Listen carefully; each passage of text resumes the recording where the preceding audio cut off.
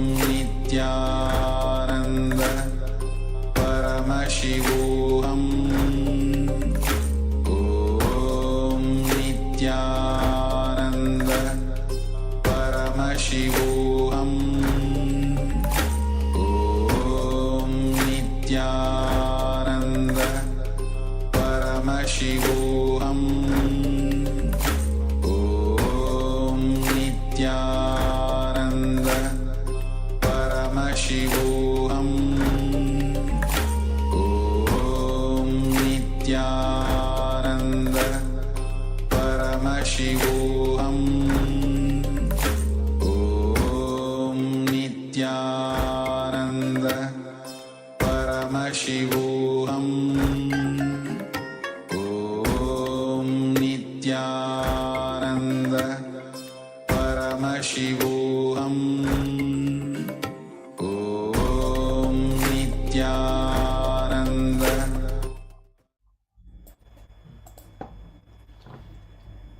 Yes. So how many of the participants have actually manifested the power? Manifested the power of consciousness or matter? You can take a moment and share with us on the Zoom chat telling yes or how you have manifested in this very power manifestation. So I can see a participant put, I can feel the vibration of the apple that was rolling on my hand and it finally dropped from my hand. Wonderful. Anyone else?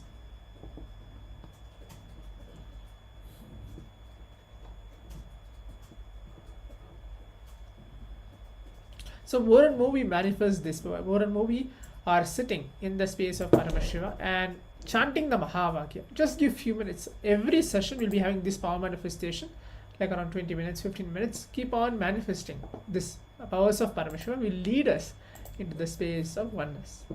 So another participant has put yes, the coconut is rolling and dropping. Good. Chun Yu Shi has put yes. Wonderful. So now let's take a moment. We're going to move on to the next session. Listening directly from the Supreme Pontiff of Hinduism on the very subject of with the space of intensity, any movement that we do leads to superconscious mutation. Let's listen directly from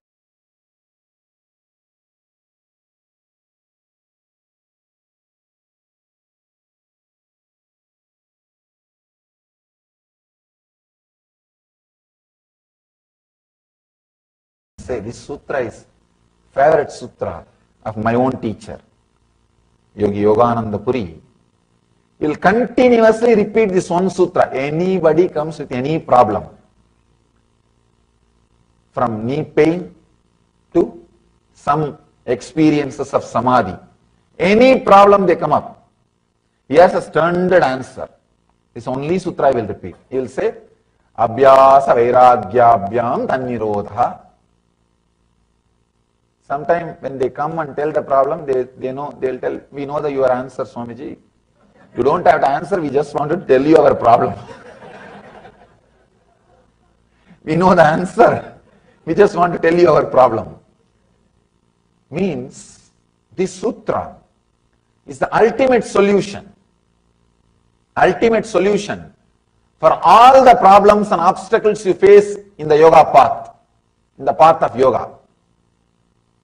It is very easy to start the path of yoga because it is very inviting. See, when you see some yogi, how they live, when you see their life, it is just too much. First, you will naturally feel jealous. You will feel jealous. Naturally, what you will think? Next step, I should do what he has done. And with all the enthusiasm, you will buy all possible books, yoga mat and everything. Sometimes I have seen people buying whatever available related to yoga, get on set. And after 6 months, if you see, it will be lying down in garage for garage sale. This sutra is a solution for that. What you do is not a great thing. How you do. the intensity. Understand? When I asked my teacher about this one question, see, actually, he will make me do all kinds of things. He will ask me to climb the temple pillar, the temple where he was teaching me yoga. He will ask me to climb the pillar by holding the one hand. I'll go up and down, up and down, up and down. When I was very young. When I started studying these books, suddenly I discovered there is no sutra which says climbing the pillar is yoga. And he will torture me, asking me to climb the pillar up and down, up and down. And of course, that helped me in one way. Whenever I don't want to go to school, I'll climb the tree and sit on the tree. See, in the villages, the big problem in Indian villages is very small place. They will send a watchman to every house and bring the kids. You can't escape. So, but this watchman is a very old guy. He can't climb the tree. I'll climb and sit on the tree. He'll never be able to take me to school. And this guy will, my teacher will make me climb that pillar, up and down, up and down. And I read the book, it doesn't say it's yoga. I asked him, what do you mean by making me climb this pillar up and down every day? Nowhere I see this yoga. He made me understand. He gave me an important click. I can say it's a very strong click. He says, with a strong intensity, any movement done brings health. Understand? I can say, this is the basic sutra. A strong click with a strong intensity, any movement done is yoga. I can say, this is the basis of our Nitya Yoga. Whatever yoga I am teaching, this is the basic sutra of the Nitya Yoga. It is not adding more movements to your life. It is adding life to your movements. Intensity. With intensity, any movement done is yoga. Without intensity, even if you do so-called yogas, asanas, it will be more or less an exercise. It may create an effect of an exercise. With intensity, any movement done leads you to yoga. He says beautifully, with intensity and intention, any movement you do, it becomes part of your bio-memory. It becomes part of your prarabdha. Patanjali is the first subject I spoke in the planet Earth. At the age of 11, after my master, my teacher, taught me the Yoga Sutra thoroughly, first time he called a huge gathering of all his disciples and followers. His name is Yogi Yogananda Puri. They call him Raghupati Yogi, Yogi Raj Raghupati Yogi Maharishi. He called all his disciples and friends and devotees and everybody, asked me to speak the gathering, made me sit in the throne and got some people to do the regular Pada Puja, traditional Pada Puja. And officially, he put me in the public stage. I can say the first public lecture. And he gave an introduction that in the future, thousands of people will listen to him and thousands of things he will express, but I want to take the pride, I want to take the joy of putting him in the stage first and listening to him first, and he made me speak on Patanjali on this very sutra, the sutra which I spoke to you all today. He spoke the first discourse I delivered, the planet Earth, the public lecture is this sutra on Patanjali. This is the concept. I did not expand as I expanded today, but this is the concept, this is the idea I spoke on Patanjali. That is why Patanjali is very dear to me, very near to me.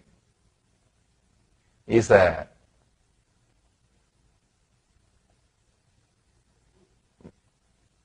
Patanjali is the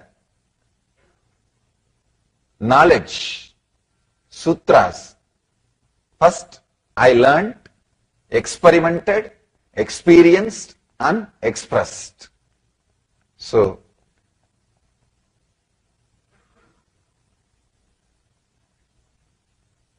I just remember Yogi Yogananda Puri, Rakupati Yogi, with a deep respect and reverence and joy for foreseeing and bringing this knowledge to the whole world by sharing his knowledge with me. I remember him with all my reverence, respect and devotion, and dedicate this whole Yoga Sutra series and especially this today's discourse and the whole knowledge which I am sharing with you all at his feet with my reverence. We will continuously repeat this one sutra. Anybody comes with any problem, from knee pain to some experiences of samadhi, any problem they come up, he has a standard answer. This only sutra I will repeat. He will say, Abhyasa Vairagyabhyam Tannirodha. Sometime when they come and tell the problem, they know, they'll tell, we know your answer, Swamiji. You don't have to answer, we just want to tell you our problem. We know the answer, we just want to tell you our problem. Means, this sutra is the ultimate solution for all the problems and obstacles you face in the yoga path, in the path of yoga. It is very easy to start the path of yoga because it is very inviting. See, when you see some yogi, how they live, when you see their life, it is just too much. First, you will naturally feel jealous. You will feel jealous. Naturally, what you will think? Next step, I should do what he has done. And with all the enthusiasm, you will buy all possible books, yoga mat and everything. Sometimes I have seen people buying whatever available related to yoga, get on set. And after 6 months, if you see, it will be lying down in garage for garage sale. This sutra is a solution for that. See, when you start working inside your inner space, so many enemies you will face. So many enemies. I am not talking about the enemies of the outer space. I am talking about the enemies of the inner space, inner world. Please understand, Patanjali goes to the extreme of saying even extraordinary powers are obstacles. He explains the whole science. He explains the whole science, how you get extraordinary powers. He explains hundreds of different powers through samyama, how you experience different powers, different energies. I myself have seen this great yogi, my teacher, expressing different kinds of powers. Just through sound, he will play whatever he wants. He will take a stone and create a sound as if he is hitting that stone with a hammer. The stone will give way, it will just break. And same way, he will create a sound as if he is throwing a stone towards a tree, the fruit will fall.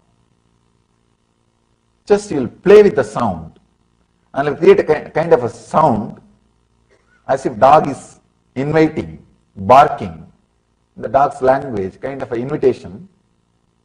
The whole surrounding, some 60, 70 dogs will gather around him, suddenly. And he will create some kind of a sound. The sound which gets converted into smell. Just by sound, he will create a smell. All the snakes in that area will start crawling around him. Kind of a dull smell he will create just by sound. All the snakes in that area will start coming near him. Means extraordinary powers. But he lived a very ordinary life.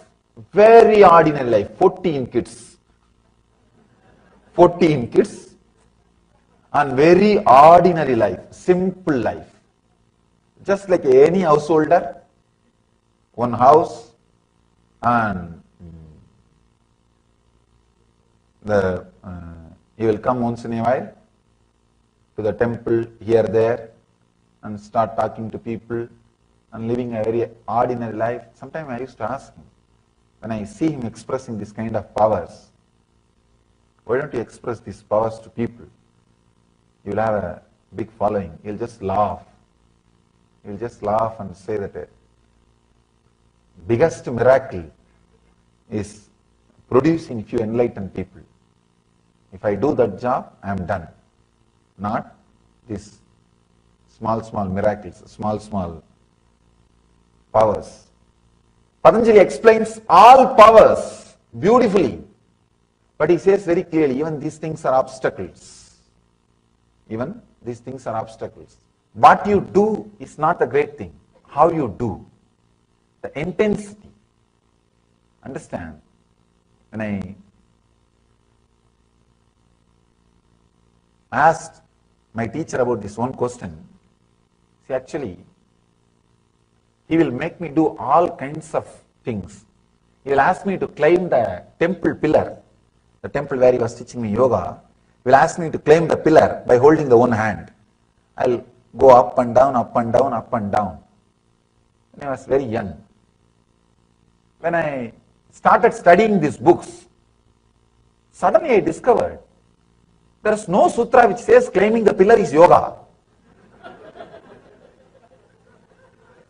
And he will torture me, asking me to climb the pillar up and down, up and down. And of course, that helped me in one way.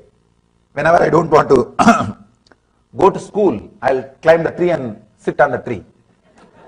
See, in the villages, the big problem in Indian villages is very small place. They will send a watchman to every house and bring the kids. You can't escape. So, but this watchman is a very old guy. He can't climb the tree. I'll climb and sit on the tree. He'll never be able to take me to school.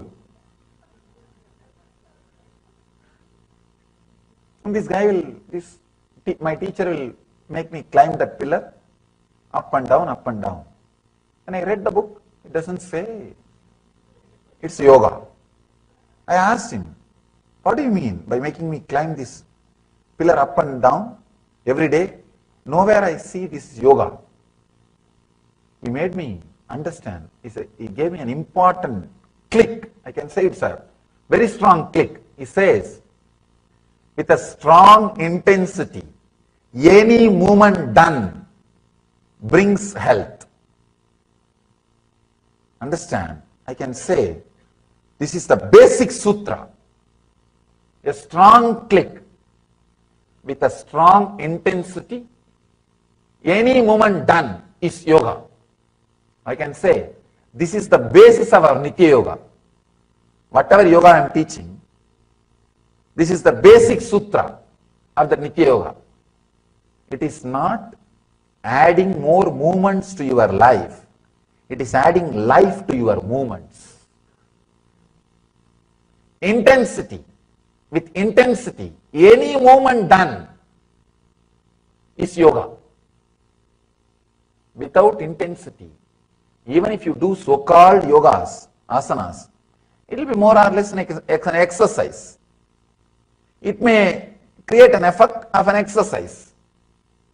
With intensity, any movement done leads you to yoga. He says beautifully, with intensity and intention, any movement you do, it becomes part of your bio-memory. It becomes part of your prarabdha. Prarabdha is the energy which creates your body every day out of Hiranyagarbha. Please understand. Hiranyagarbha is the space where you rest every night.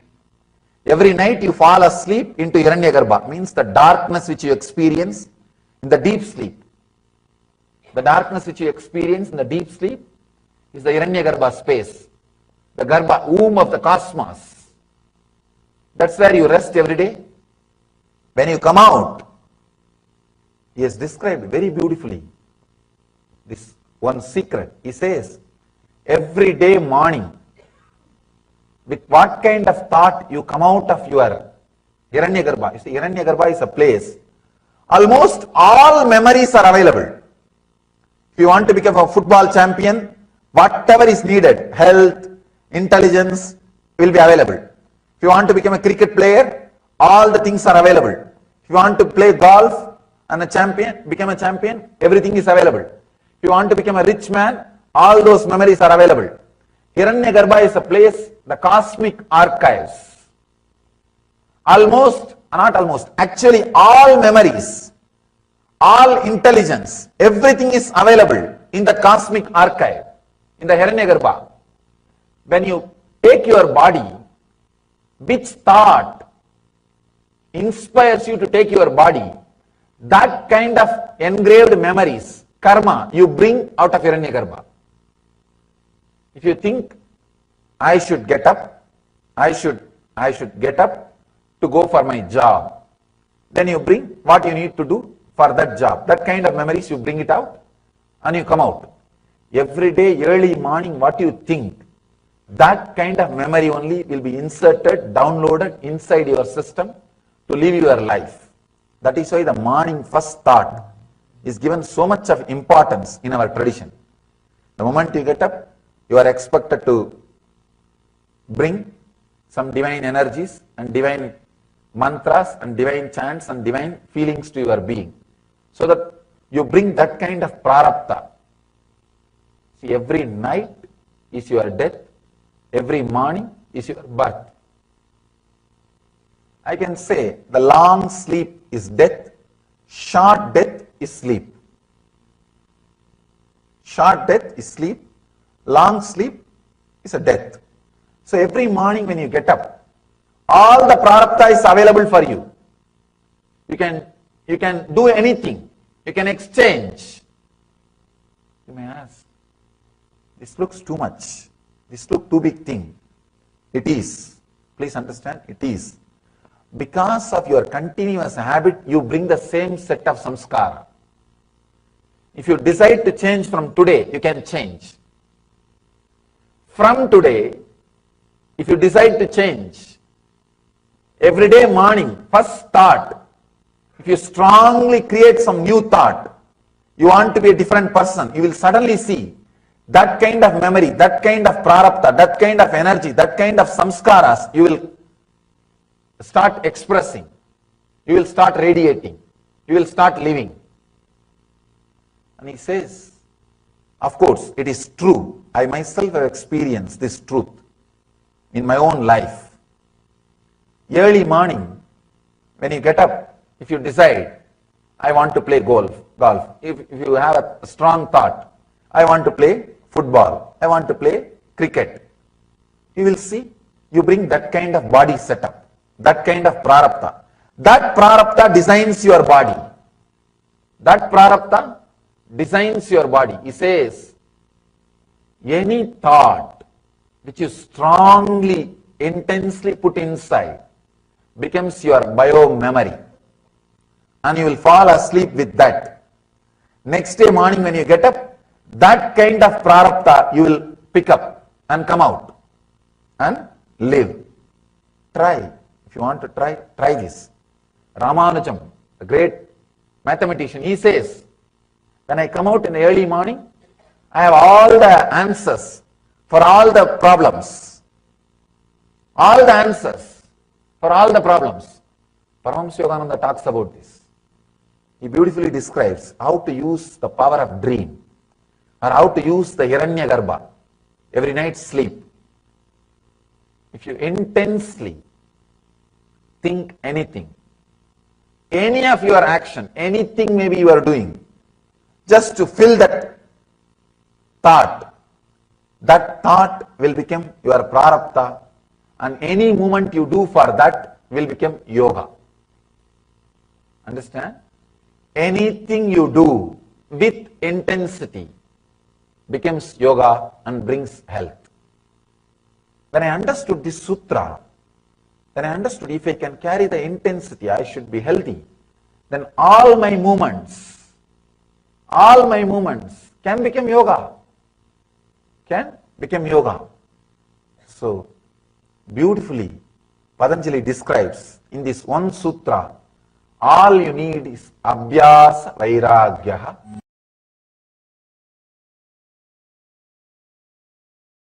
I was expanding on love current of Mahadeva and Isavasya Upanishad, 10th verse. Anyadeva hurvidyaya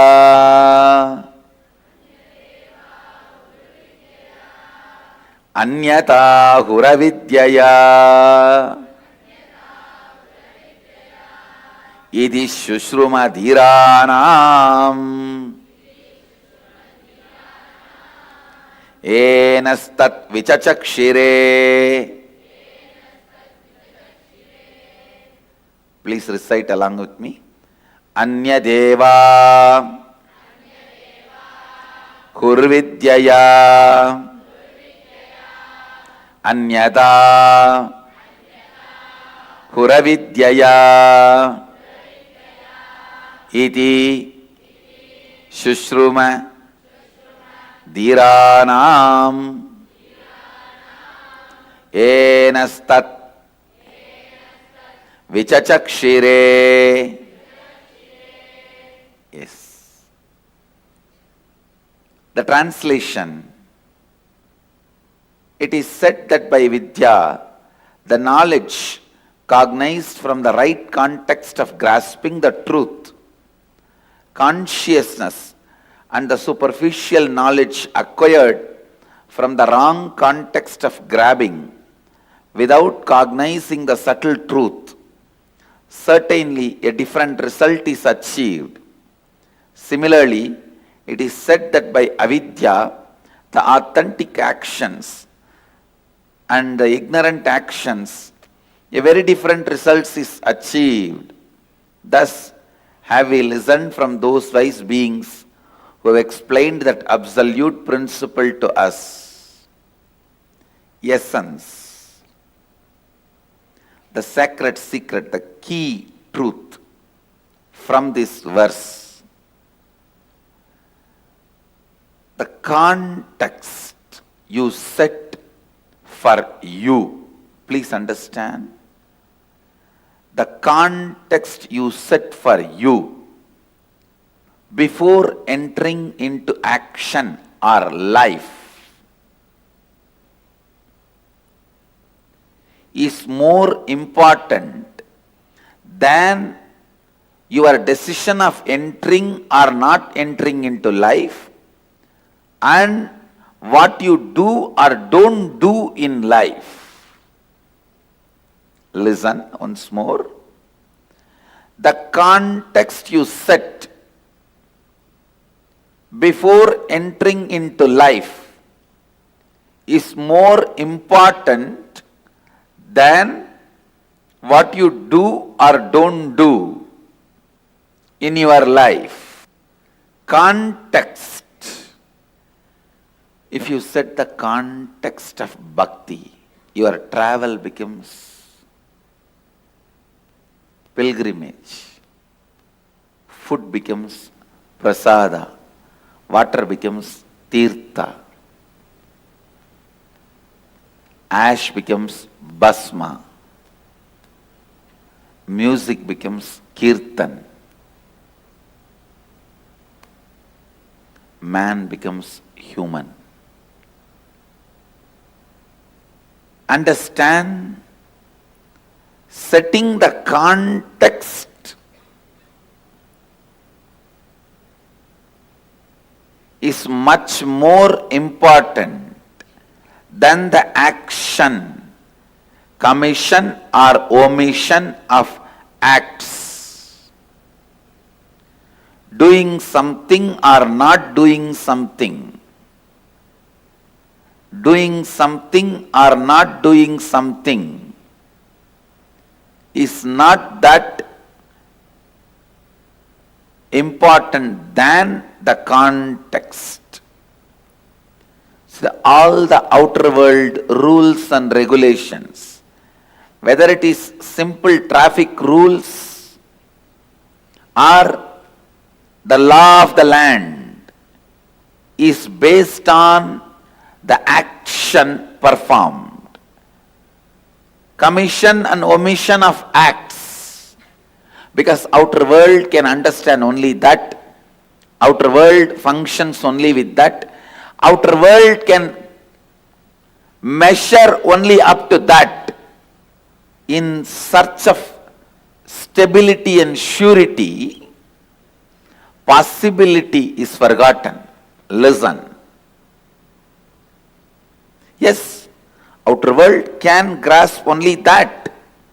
Whether you walk in the left side or right side, you should walk or not in the left side or right side. It can only go to that extent. Outer world can understand only that extent is not wrong, but they try to become fanatically declaring only that much exists is something seriously wrong.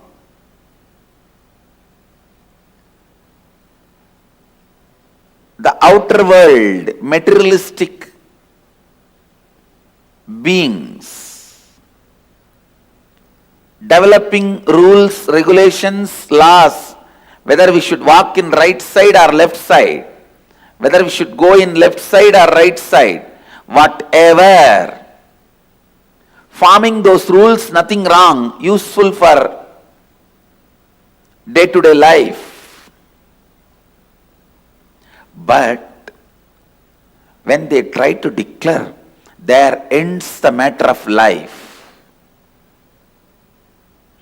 Nothing further exists. Something is seriously wrong. Then something is seriously wrong. Things which may be conducive, guiding you in day-to-day life, may not help you, may not be conducive, may not be useful in life and death life. Understand? There is something called day-to-day life and something called life and death life.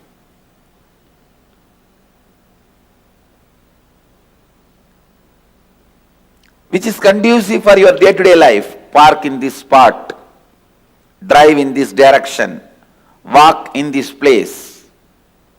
These are conducive for day-to-day life.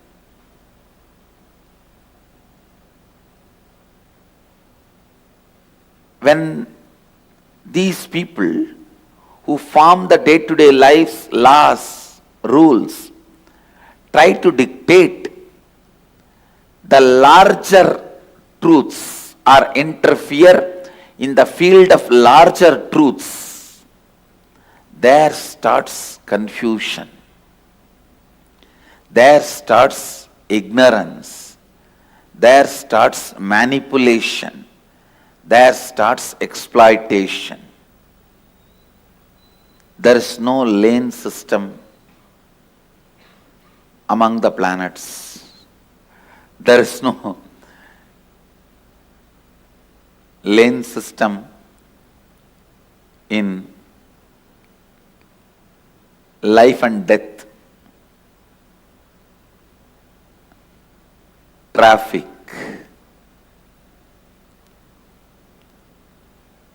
Understand,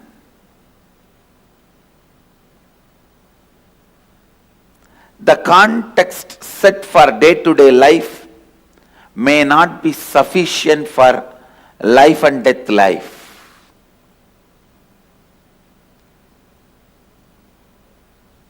When you are entering into the street, you need to know traffic rules. When you are entering into life, you need to know the laws of life, the truths of living enlightenment. Setting the context before you enter into life.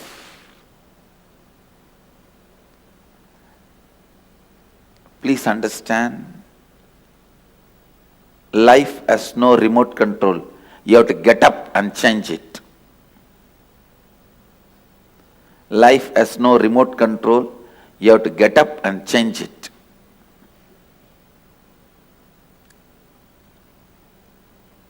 Setting the right context before you enter into the life.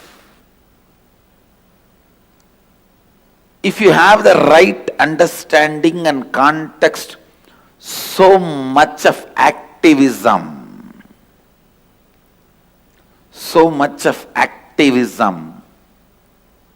will be there in you. Please understand, being alive, active, intensely active. Have the right context, intense energy and activism. Understand, intense energy and activism. It is activism.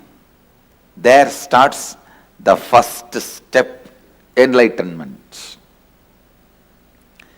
Intensely alive, intensely active, intensely intent.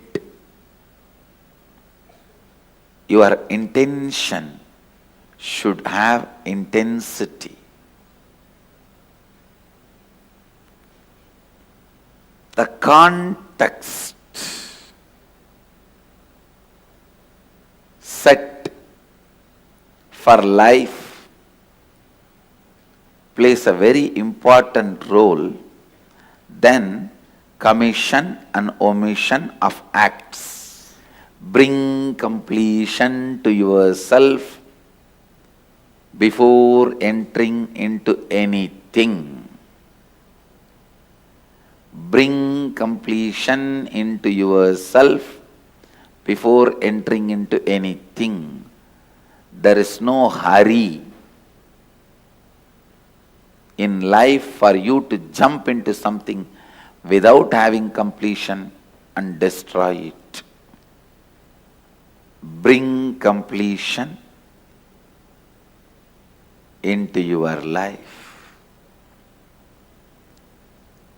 Purnatva, bring Purnatva into your life.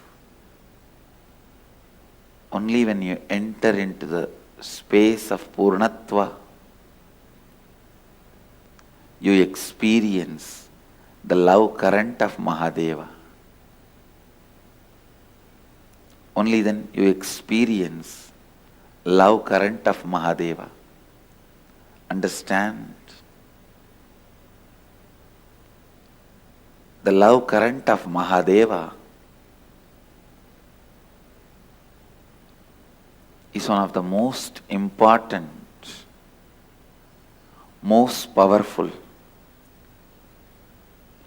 most important and most powerful, brilliant, intelligent, energetic, efficient, alive, ultimate experience of life. Understand, the love current of Mahadeva not just gives you some energy, it makes you become Mahadeva. It makes you, it transforms you into Mahadeva. unsaid, unspoken, deeper, I can say in a way deepest realities of life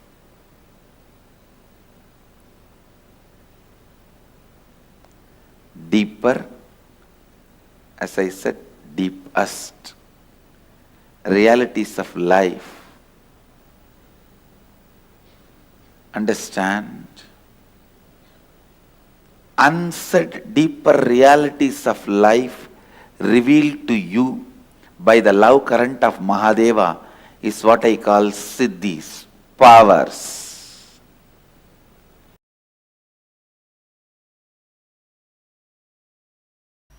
Identity completion. Understand? Identity completion. Listen to this word. This is the most prominent, most important, first quality of Shivagana. Person filled with Shiva. Shivagana means is length, breadth, depth, all filled with Shiva is a Shivagana. The first and foremost quality of Shivagana is identity completion. Means make your old identity till this moment, the identity you carry, make it as redundant. Understand? Decide it is no more useful to you. Even if you feel, no, there are 2-3 things I can use from that. I was a doctor, I studied the whole MBBS. All that memory is there in that baggage. Shall I just pick up that and leave the remaining? No, I was a banker and my whole banking intelligence is there in that baggage. Shall I take that and leave the rest? No, I was a liar. It means whole thing is garbage. So can I take just that knowledge and leave the rest? Listen. Making your identity redundant does not mean you will lose memory. You are not going to become dementia patient. Don't worry. Making your identity redundant means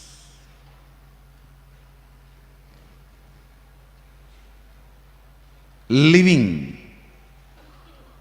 constantly with the clarity you are your intention to be.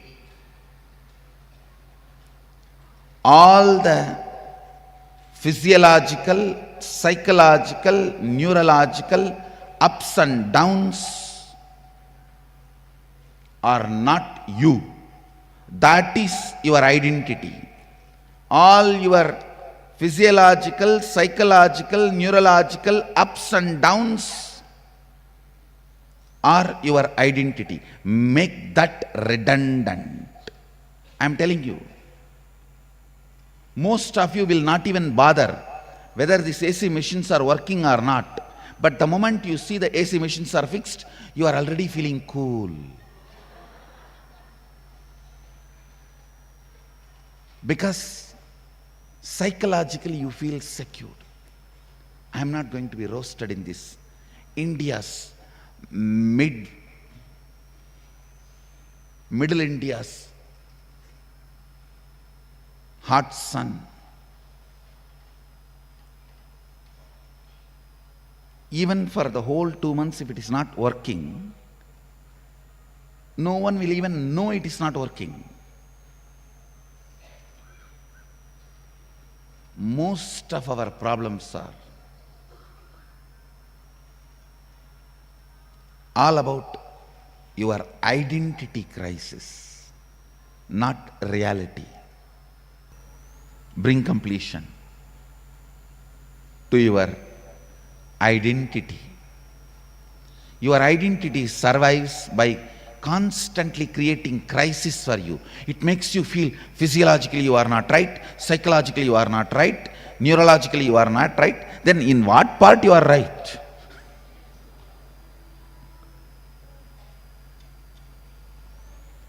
Make your physiological, psychological, neurological ups and downs redundant.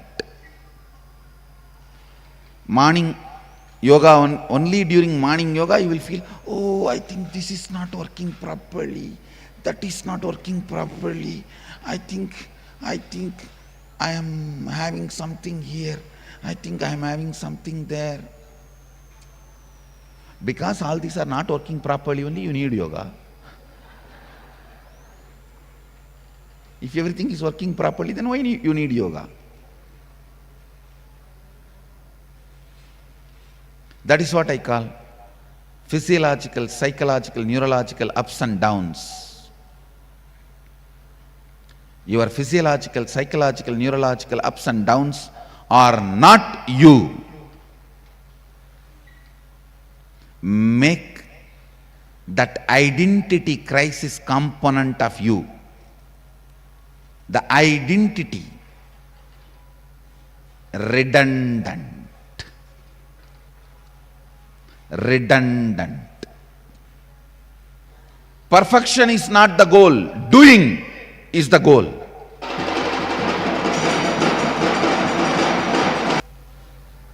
Make your physiological, psychological, neurological ups and downs redundant. Don't allow your physiological down, tiredness, psychological down, arrogance, agitation, irritation, jealousy, neurological down, going cranky. Don't allow any of this, because you are not that. Don't allow any of that to be part of you. You are not that.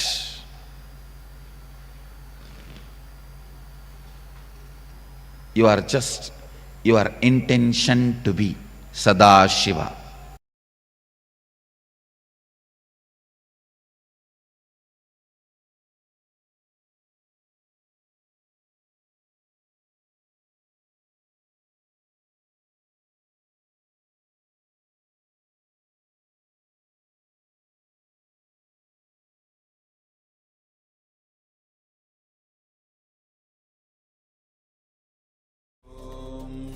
Nithyananda Paramashivoham Om Nithyananda Paramashivoham Om Nithyananda Paramashivoham Om Nithyananda Paramashivoham Om Nithyananda Paramashivoham Om Nithyananda Paramashivoham Om Nithyananda Yes, Nithyananda everyone. So after this powerful knowledge session where we heard on the various powerful cognitions from Swamiji, specifically on we are not our psychological, physiological ups and downs, but we are our intention to be. With all this powerful cognition, we are going to have one of the process on pranayama that will help us settle ourselves beyond all these mood swings, ups and downs, and establish you in the space of no mind zone, where no thoughts, no emotions, no reactions, no ups and downs, nothing will be there, just you, just in the space of unclutching. So I request all the participants to get ready. We are going to do a process, and In this process, you are going to be standing up and means you have to keep your you are going to be doing this by standing up. It will not be a seated process.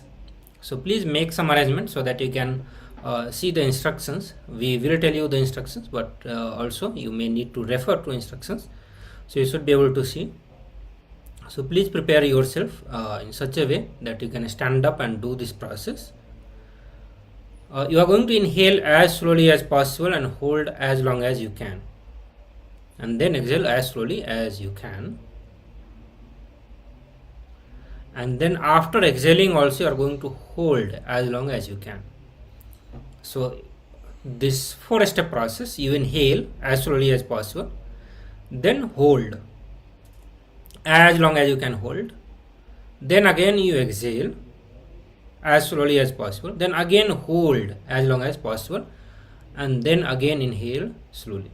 So this is the process that you are going to be doing it, and we are going to do it for a few minutes, maybe more than 10 minutes we are going to be doing it. So I request all the participants to get ready, and also if you have any query questions from the previous discourses of Swamiji, please feel free to ask all of that. I will project the sign, the Kriya.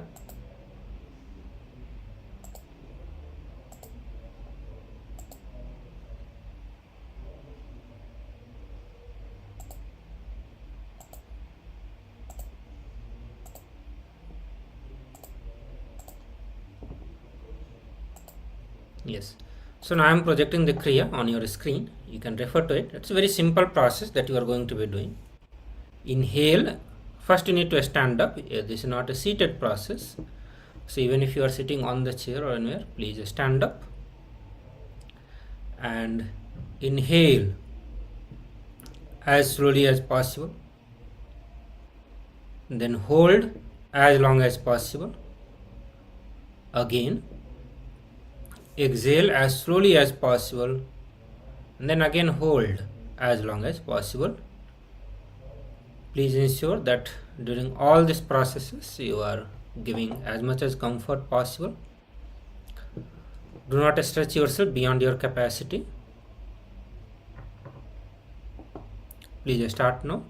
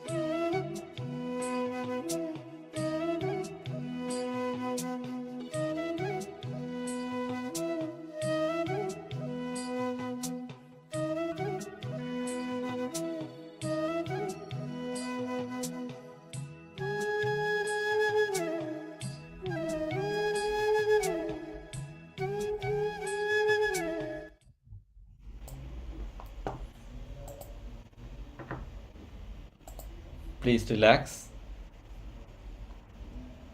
Please be seated. Relax from the pranayama which you are doing. Let's get back to the power manifestation session. Before going to the power manifestation, if you have any experience you want to share during this process of pranayama,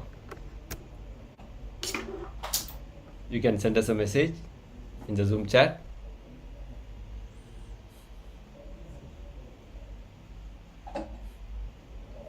Now, let's enter into the power manifestation. Today, we are going to manifest the power of conscious over matter.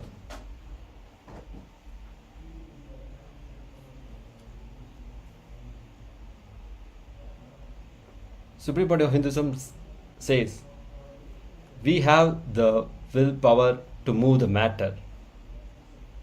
How do we test ourselves? Through this power manifestation.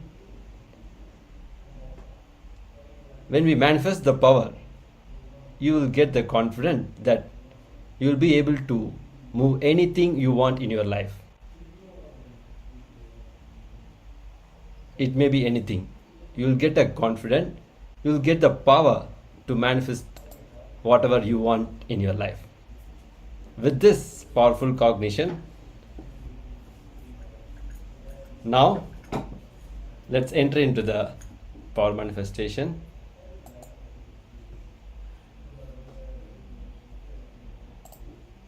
You are going to move the coconut out of your hand.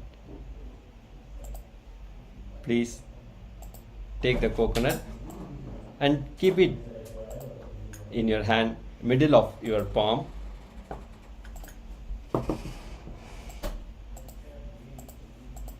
Keep chanting the Mahavakya.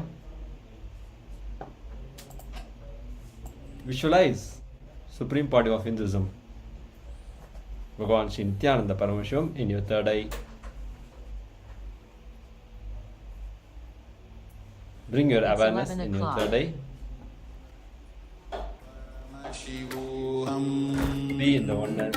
Om Nithyananda Paramashivoham.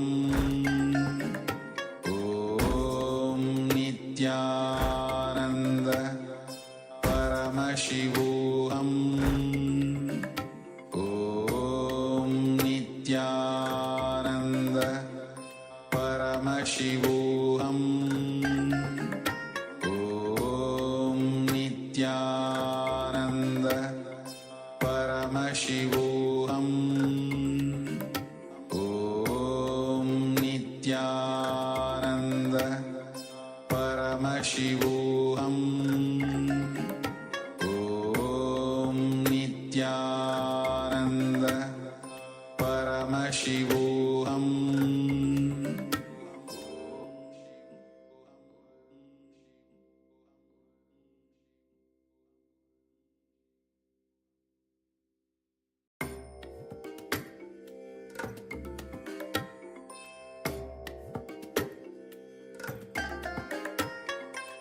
I bless you all.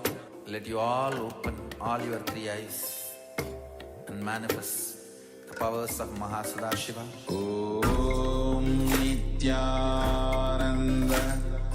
Paramashivoham. Om Nithyananda Paramashivoham. Om Nithyananda Paramashivoham. Om Nithyananda Paramashivoham. Om Nithyananda Paramashivoham. Om Nithyananda Paramashivoham. Om Nithyananda Paramashivoham.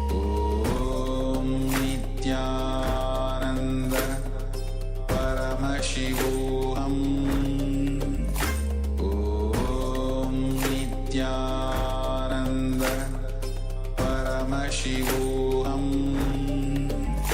Om Nithyananda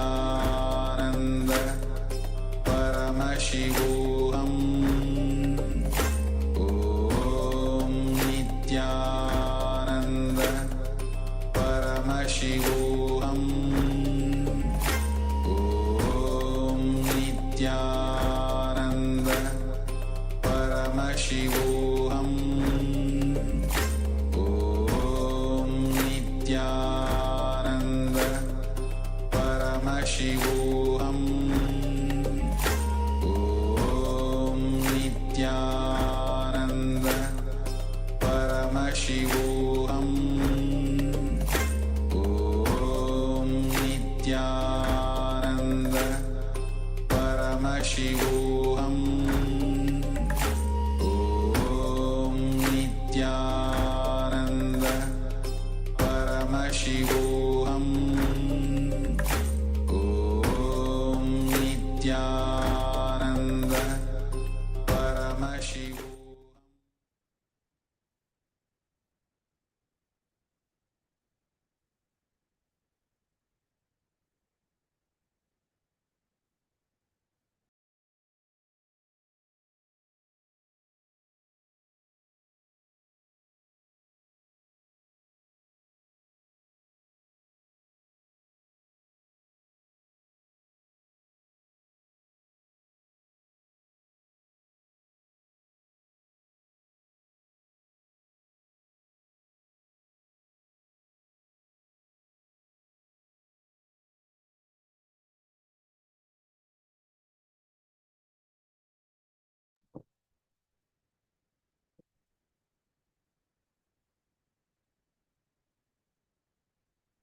Yes, Nithyananda.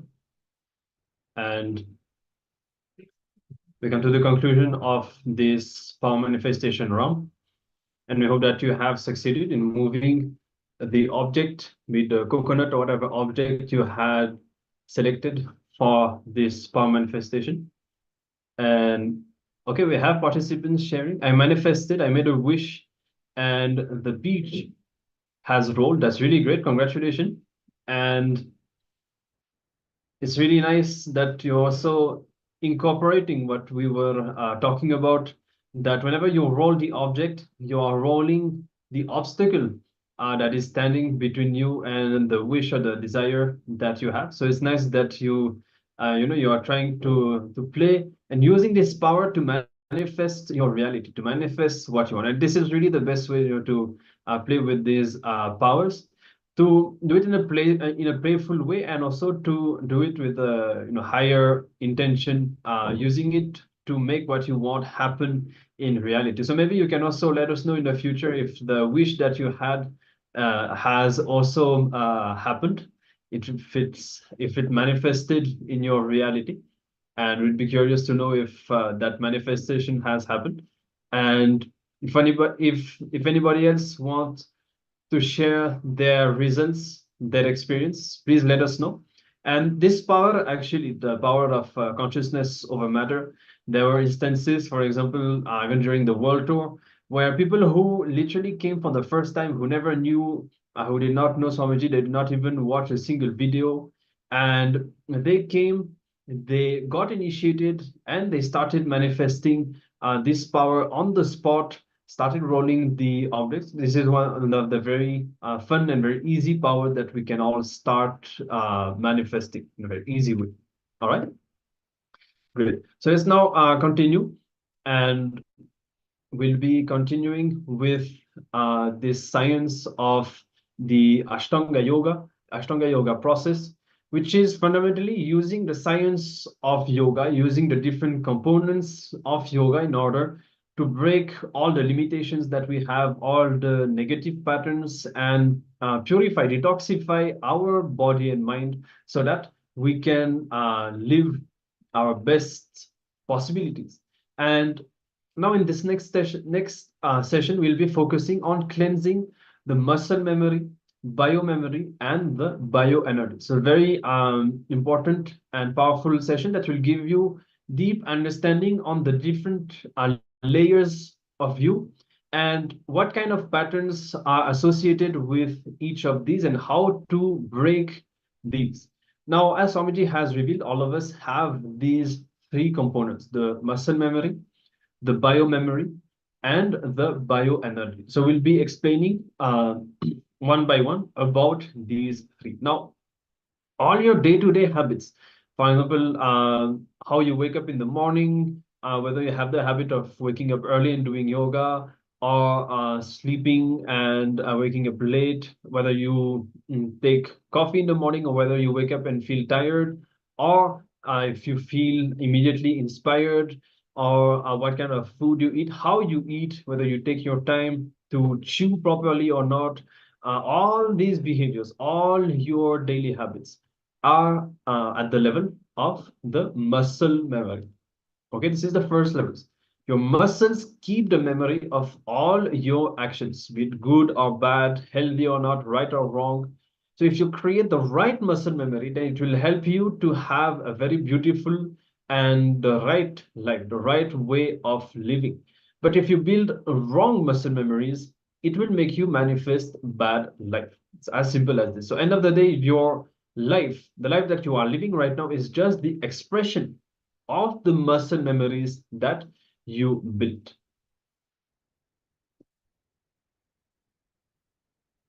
The biomemory is all the opinions, ideas, cognitions, powerful conclusions that you arrive about yourself, your life, God, people, and everything. You might be wondering why cognitions are called as biomemory.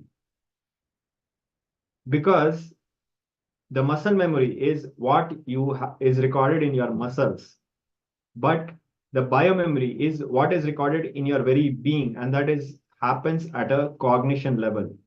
The conclusions you carry, the powerful conclusions you carry, the cognitions you carry is called the biomemory.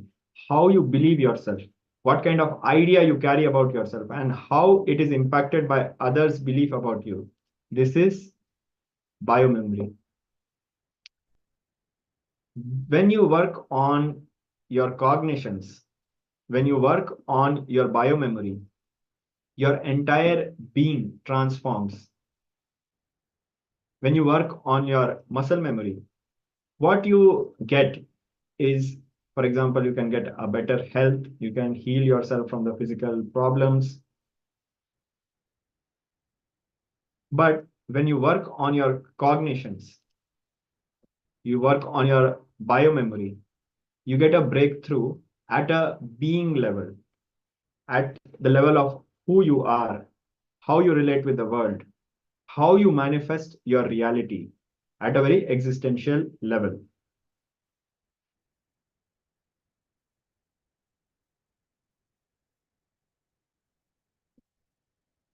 We apologize for the slight delay. We are having a bit of technical glitch here. So when it comes to the muscle memory and the biomemory, there are different ways, different processes, different techniques that Swamiji has given that we can use to detoxify these and to break all the patterns in these two levels. I will be going through both of these. But first, let's discover what is the bioenergy.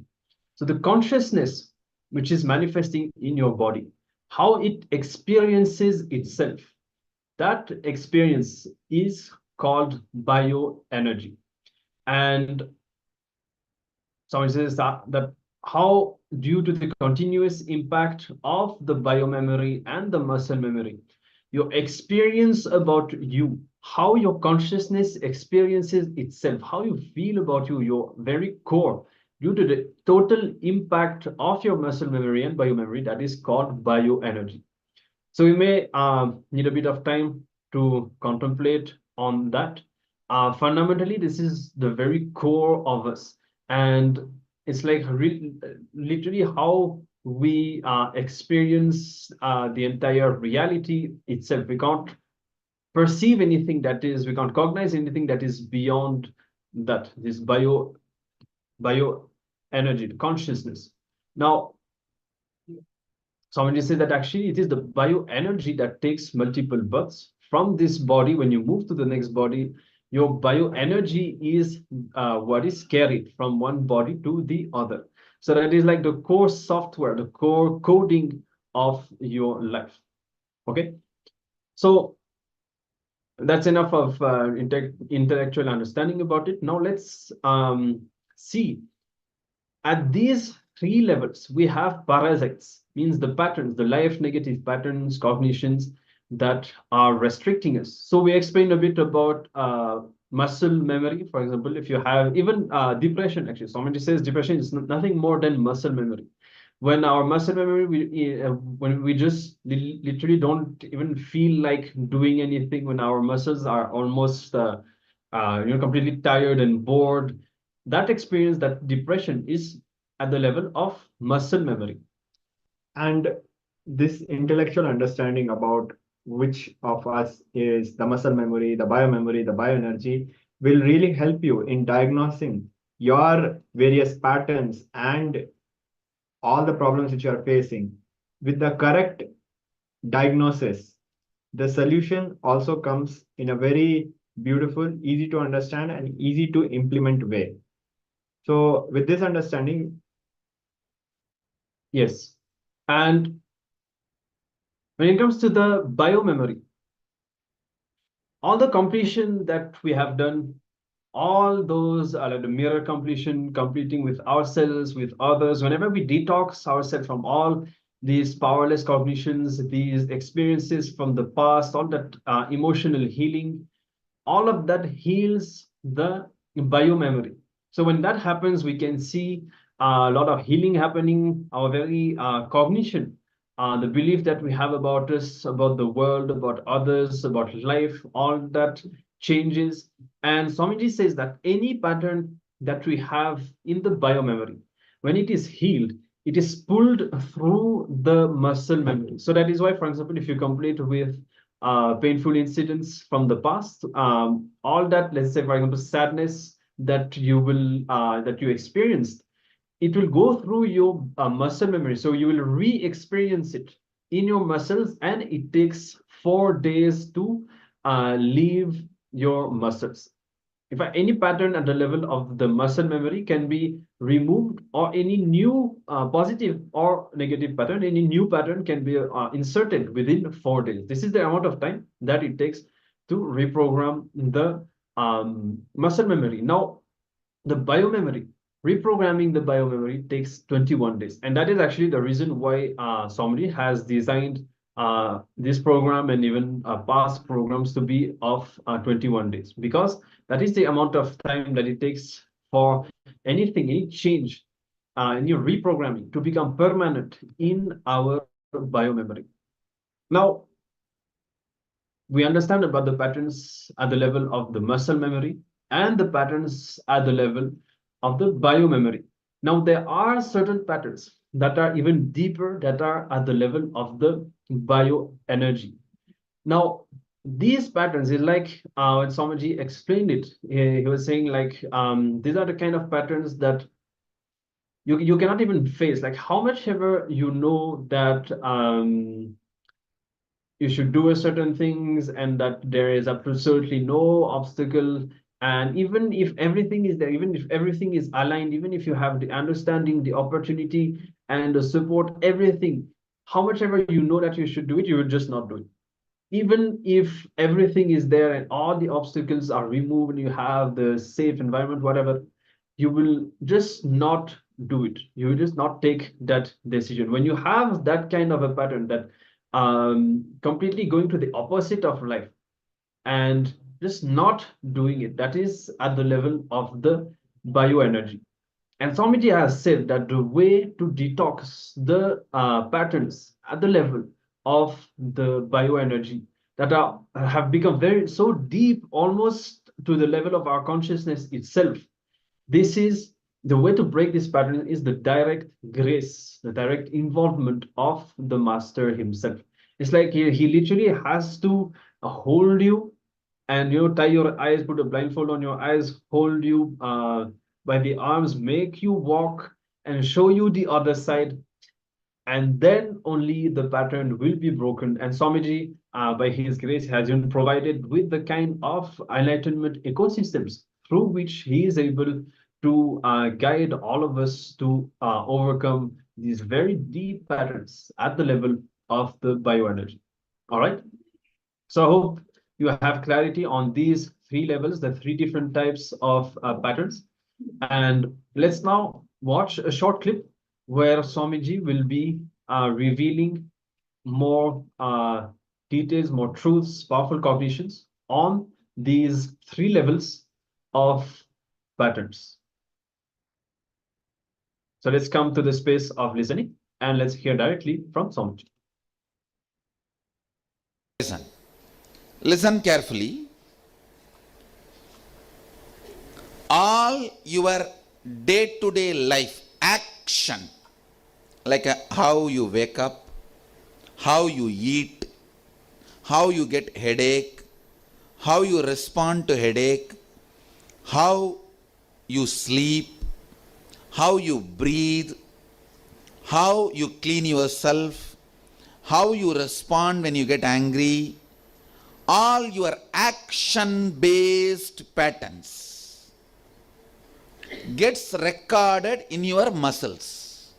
That is called muscle memory. Listen carefully. All your action-based pattern, when you get agitated, how you respond, when you get romantic, how you respond, when you fall in love, how you respond, when you feel the hatred, how you respond, all these action-based patterns get recorded in your muscle memory.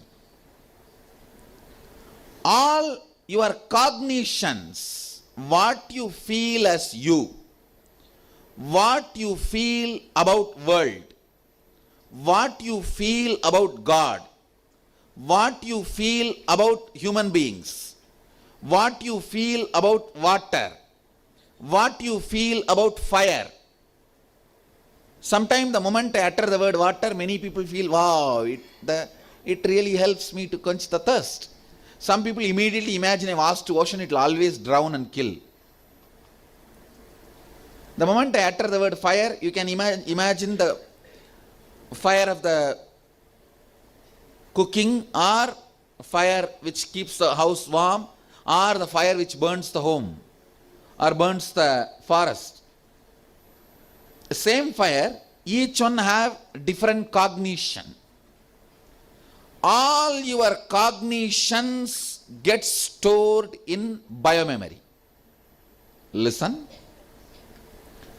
All your patterns related to doing gets recorded in your muscle memory.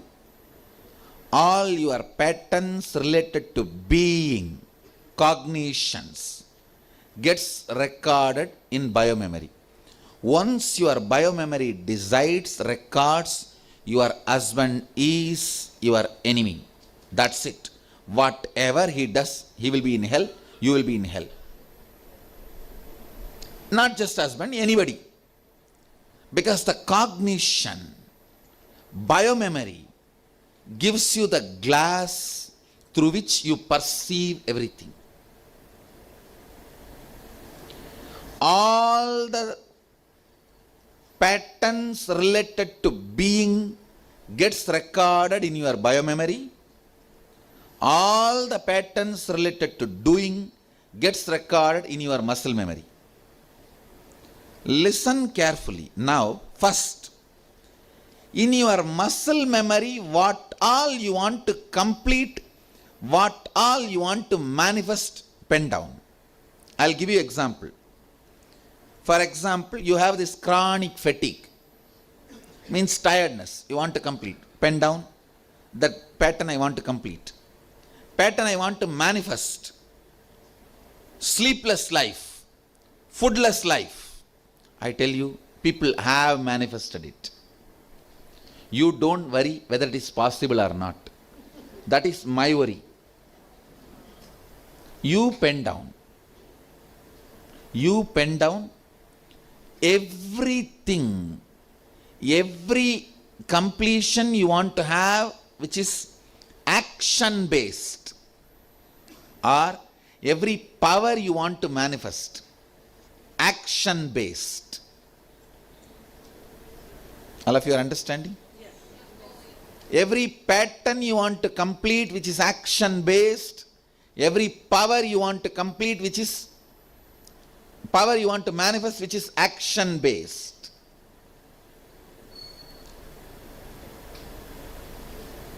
Listen carefully. Like you want to run for 100 kilometers without tiredness. It's a power that can manifest from muscle memory. And you want to feel you are Sadashiva. That can manifest only in biomemory. Because that is being based. Understand the difference. First step is action based.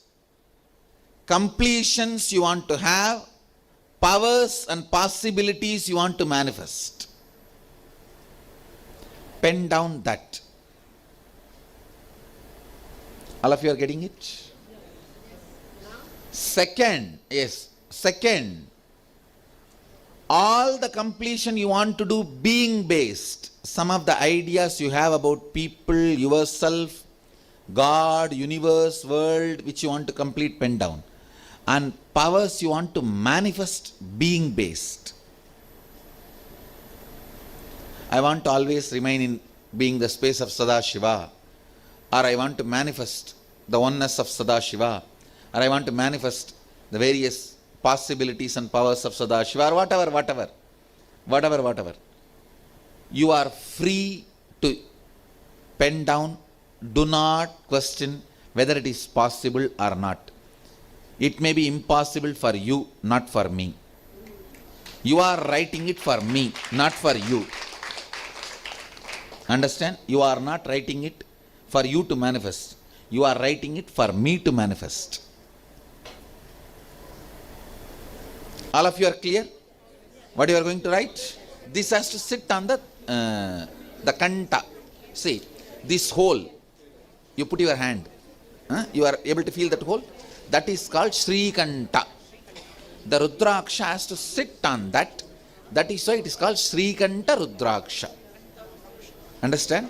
This mala is called in Agama Sri Kanta Mala. It has to sit on that hole. That there is a dip, na? In that dip it has to sit. Knowledge and skills, are they muscle memory or bio? Knowledge is biomemory. Skill is muscle memory.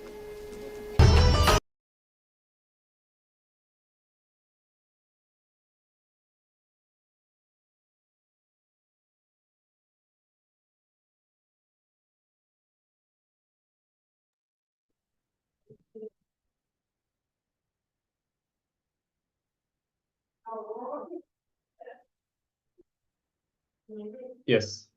So beautifully, Swamiji defines all the patterns in the muscle memory to be doing based, and all the patterns at the level of the biomemory to be being based. So we can contemplate on this definition, how the knowledge is biomemory based and skill is muscle memory based, and especially this this example that Swamiji says, for example, when he mentions water. So what do you immediately remember when this word water is told? Do you have a very negative cognition remembering that, or does it evoke rejuvenation and life? So that ID, the very strong ID, that is the way your biomemory is programmed. All right. Now, let's continue and let's discover what is parasite. So we mentioned that at all these three levels, muscle memory, biomemory, and bioenergy, we have parasites. So let's learn more about that. So we know about parasites, which causes diseases, medical diseases. We have heard of that. We also think about depression and those kind of things as diseases. But how Swamiji, the Supreme Pontiff of Hinduism, has revealed and explained us how Hinduism treats these problems is by diagnosing the parasites behind that. We'll give you an example. For example, the biological diseases, the medical diseases which we catch and get infected, we understand that. But the other kinds of parasites, the parasites are which they don't have their independent life. Like if they are living outside us, they will die. But it gets empowered and comes alive by nearness or existence, by sitting on us, either by our will or without our will, against our will. And whether we like it or not, it catches us and it sits on us and it gets empowered. This is basically how we understand parasites. Now, what about the parasites other than the usually what we hear about the biological, medical kind of parasites? For example, habits. When we live in a certain ecosystem or we practice a certain addiction related to eating, drugs, sex, pornography, or any type of addiction, it is just like a parasite sitting on our muscle memory. The parasite sitting in our muscle memory is responsible for all our addictions and tiredness. Due to our unconscious lifestyle, we collect many addictive patterns and we empower them like parasites. And these parasites get empowered and literally rule our life and ruin our life. They rule and ruin our life. These can be any patterns like addiction of smoking, drinking, so many. The simplest, easiest, and most beautiful way of cleansing the parasites from your muscle memory is Haritaki. Now, this is a very important understanding. We are not merely suggesting these parasites as a similarity between the biological parasites. No, they are actually having a treatment in Hinduism. And the most beautiful and simplest treatment is Haritaki. The power of Haritaki, Triphala, Sukku, Milagu, Ashwagandha, all these are not just cleansing the stomach. It cleanses the parasite sitting inside your muscle memory, triggering you to get addicted to certain foods or certain behavior or certain habits. And I'm sure many of our devotees who have tried Haritaki can vouch for it, can tell what impact it has on our muscle memory, on our habits. If you take Haritaki, not only your constipation will be cleansed, you will be healed. All your parasites sitting inside you that are triggering the addictions, memories will be forcibly made to get healed. All these parasites will be driven out of your body and will be healed completely from your system. Tiredness is also an addiction. It will simply disappear if you start using Haritaki. You will notice that your activism increases. Your muscle memory will be detoxed and you'll be transformed to live a royal life. Detoxing your muscle memory will literally give you a royal life. Everyday intense yoga will completely detox your muscle memories. So now we'll watch a short video where Swamiji will be elaborately revealing the benefits of Haritaki and how we can heal our muscle memory. I tell you guys, please understand, first thing, the oxygen level in the blood increases 300%. The whole stomach gets cleansed. That is one thing. That is only secondary effect. The main effect is the whole blood becomes pure. 300% oxygen means equivalent to 2 hours pranayama. Equivalent to 2 hour pranayama. See, our 292 Sanidhanam, he has a heavy wheezing and blockage in lungs. I myself diagnosed, and even recently he was in the hospital. I used to wonder, with this kind of a damage in the lungs, how is he managing his routine? He is very active. Morning he wakes up, he himself comes and does puja in Madurai Adhinam and meets people. He is very active. Still he is very active. Anybody else with that level of lung damage cannot be active, cannot be even moving around, walking and all. He's very active. I used to wonder, what is the secret? Now I found out. Kadukka Pudi is the secret. I tell you guys, in this Nirahara Samyama, I am taking Kadukka Pudi.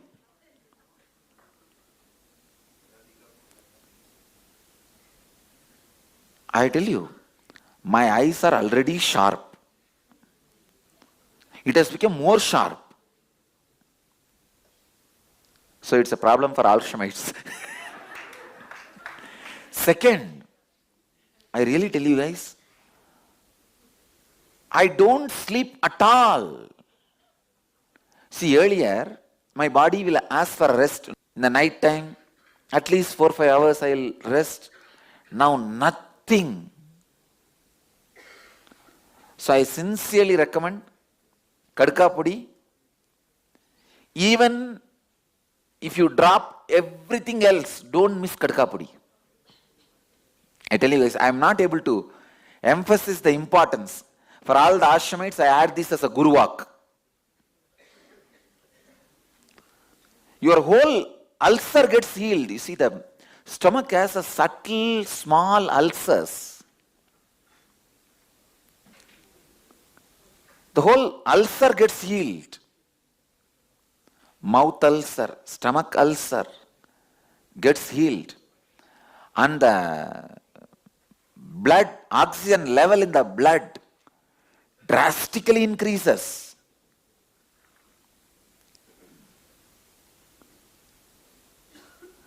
The laziness, sleep comes down. Feels like as if you have done 2 hours pranayama. So do not miss this Kadukka Pudi, ink powder.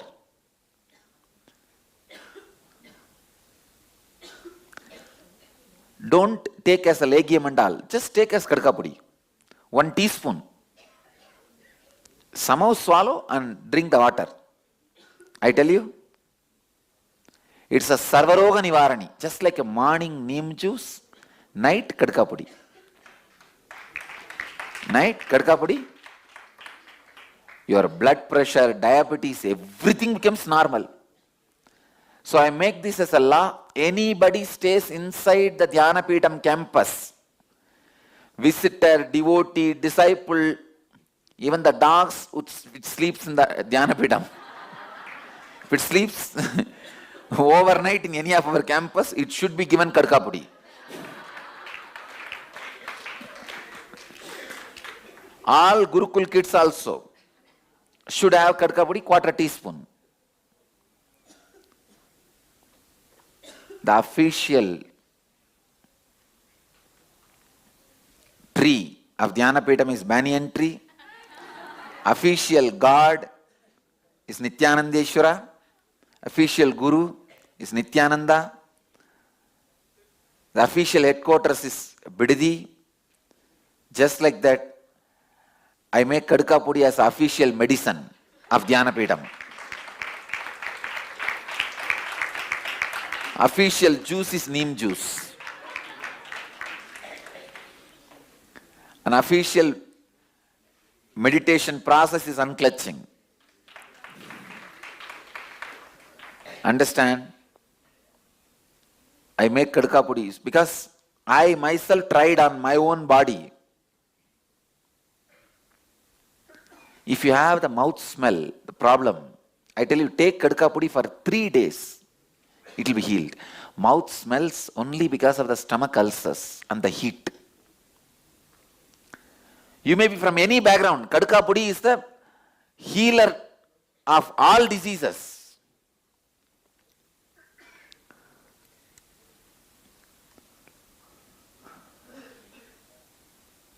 So I tell you, Kadukka Pudi increases your longevity. This is one of the biggest gift given to Dhyanapeetham by the tradition of Madurai Adinam. The credit goes to the tradition of Madurai Adinam. Please understand, I am not giving it to you immediately. I myself tested on me. Kadkai podi is available in all Siddha shops. It's not a big thing. In India, all Siddha shops it is available. I'll tell them to, in our own Siddha shop also, in our gallery, I'll tell them to pack it and start selling. In next few days, I don't think they'll be able to do immediately. But I have a large quantity. Within next few days, I wanted to make all temples to make Kadka Pudi. And one more thing, all the centers and temples where my deity is worshipped, every night you have to offer Kadka Pudi as an Nivedyam.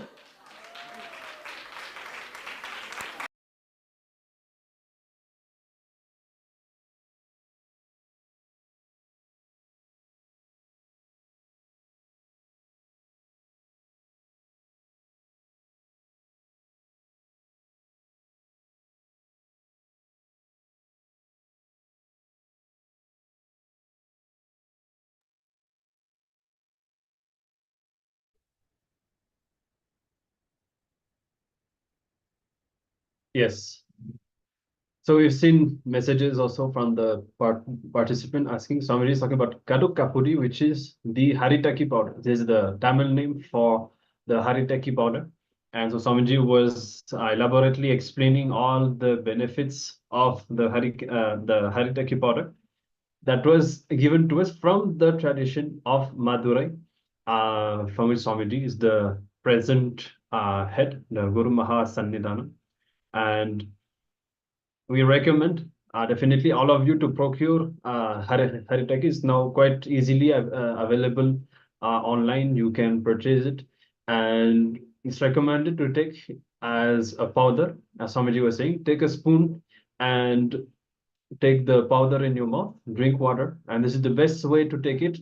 It will directly cleanse all the ulcers in your stomach that are triggering the incompletions. That is one of the key understandings that we are getting from this session, is that many of the patterns that we have are actually physical. These are patterns that are created, that are caused, that are triggered by physical toxins in our body, and these toxins can be removed, especially when we consume Haritaki powder. So do take note of this and make sure to procure Haritaki powder as early as you can. Also, we need to understand that the food which we take has a big impact on how we experience our day-to-day life. We understand that non-vegetarian food obviously has a lot of negative impact with it, and it triggers violence and certain emotions in us, which can be very easily avoided with vegetarian food. But that's not the only thing. Even junk food has a lot of negative impact. The tamasic food, the heavy food, the oily foods, and many types of unnecessary food has an impact.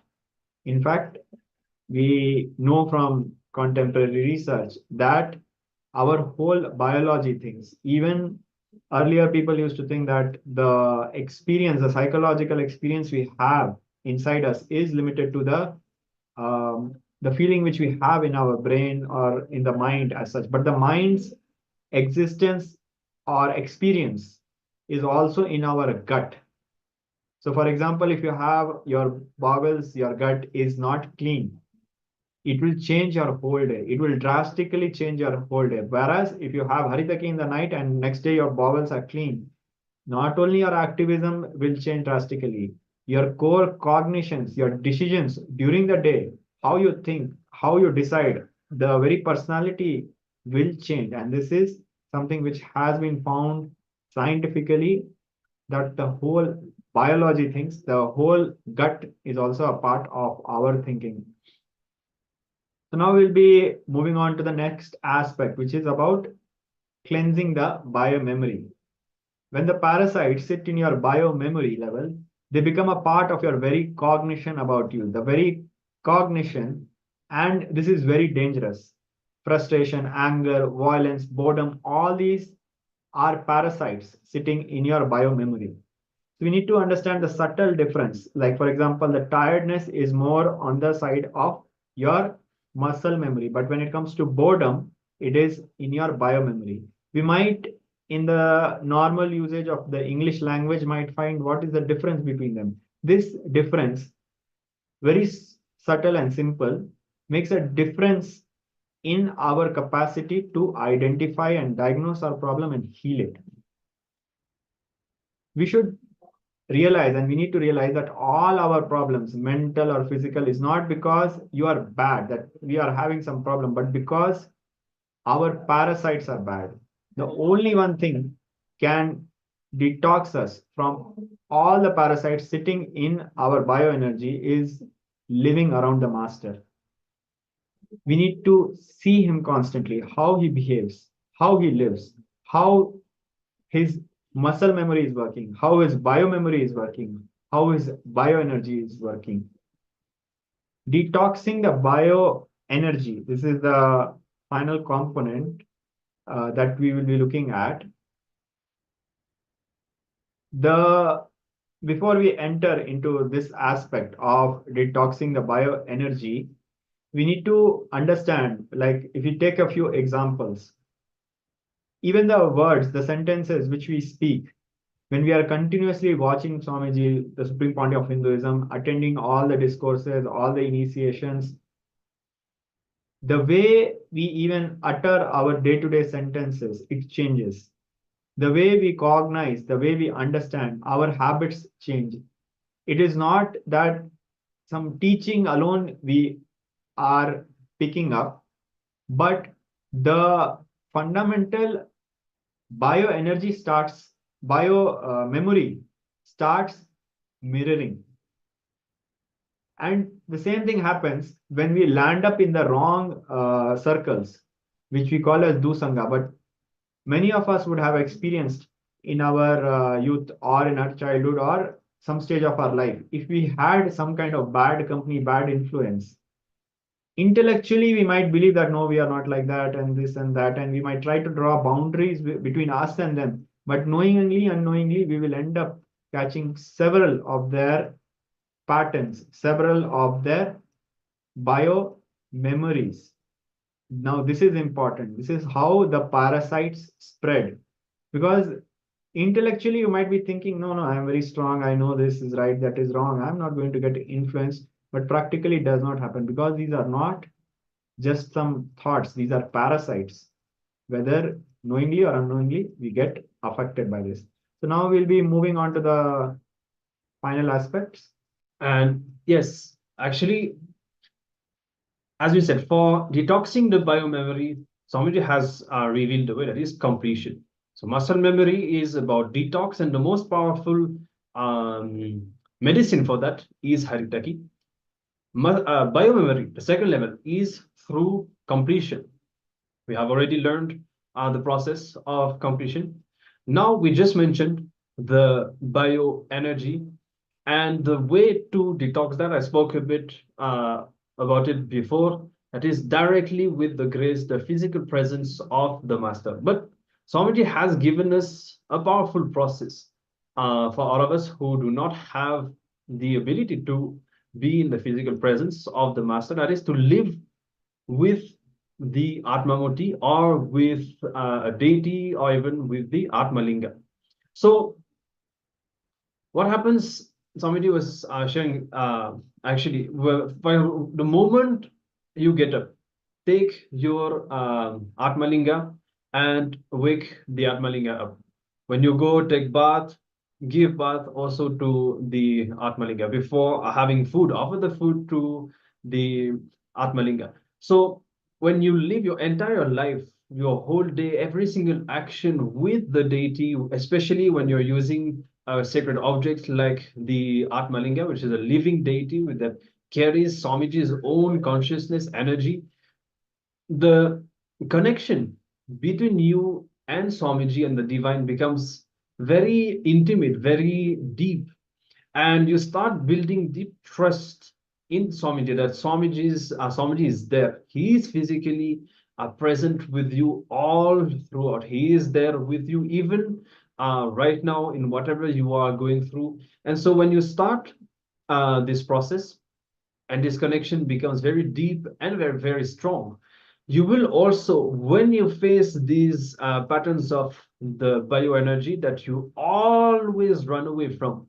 this time the resistance that you have, you will be able to drop that at Swamiji, because you will remember that Swamiji is there right now. Let me just, I may not do it by myself. I may not be able to face it, to do it, but Swamiji is there. Let me just connect with Swamiji, leave my resistance at Swamiji's feet, and through the Atmalinga or the deity, through that deep connection that we have created, Swamiji will literally take our hand and guide us to cross these very deep obstacles from the bioenergy. So this is a very powerful process that Swamiji has given us to overcome this last layer of the very deep incompletions in the bioenergy. So you can all start and you can apply this, you can follow, practice this powerful process that Swamiji has given us, and you will surely see your connection becoming very deep, and this breakthrough, Swamiji's presence directly manifesting in your life. All right. So this is it for these 3 levels. Let's now watch another clip to conclude this video, where Swamiji will be sharing more truths and the powerful cognitions on why your body needs detox. All right, so let's come to the space of listening. Let's hear directly from Swamiji. Remember that Swamiji's words are always more than teachings. When we are in the right space, in the right receptive space of listening, each word is like an initiation that directly enters our inner space and reprograms our cognition. And also, it's very important to realize that the master speaks much more than through words, by the very body language, by the very presence. So enjoy this very beautiful clip and connect with Swamiji with your whole being, as it will work on different levels, not just at the level of words and thoughts. The very body language will start mirroring and healing your different layers of existence. So let's now go into this beautiful clip. Working on certain detoxification process. I was testing it on my own system.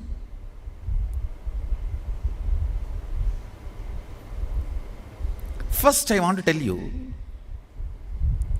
why Mahadeva insists on detoxification. Sadashiva, in many yoga literatures, Sadashiva has given beautiful Yoga Pada in Agama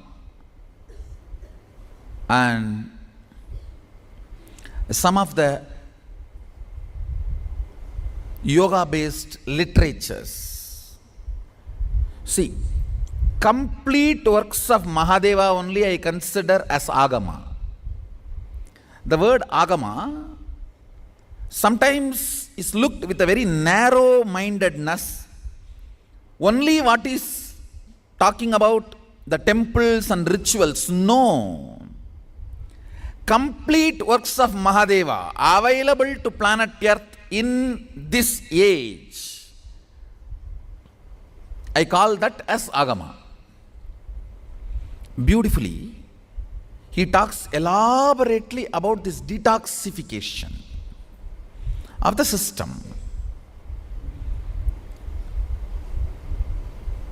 Today I'll explain the fundamental understandings and ideas about detoxification, because that is going to play a very major role in coming Mahasudashivoham program. See, the food you eat becomes part of your body day by day. It becomes part of your blood.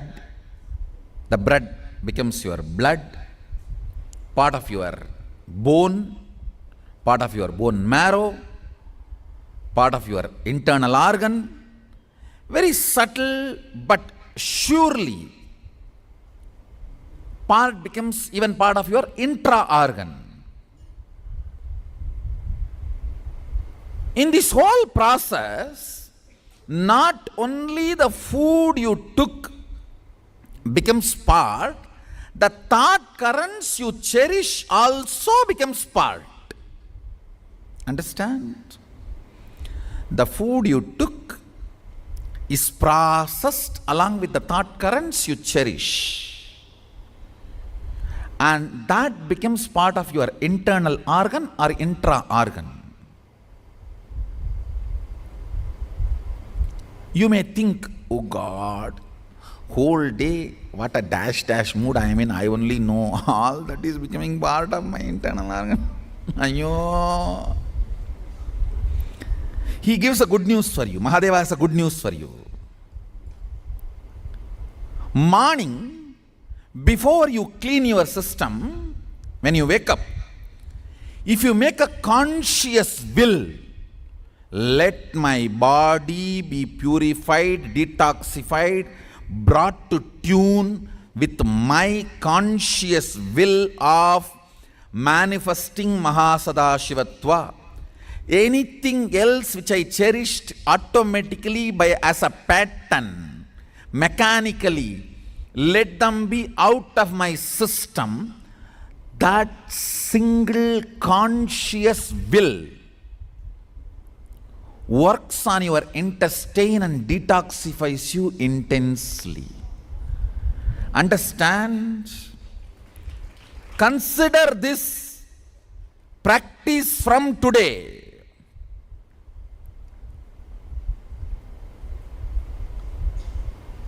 Elaborately, Mahadeva explains about this whole, how the system gets toxified and how detoxification should be done.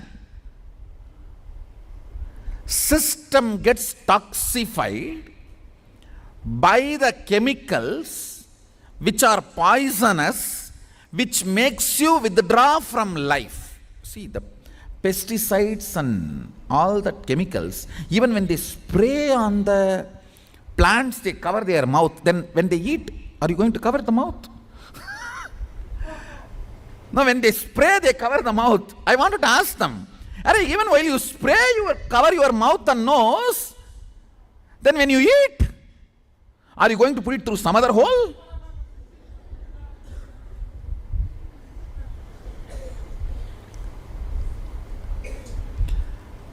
Understand, anything which makes your internal organ, intra-organ, withdraw from life.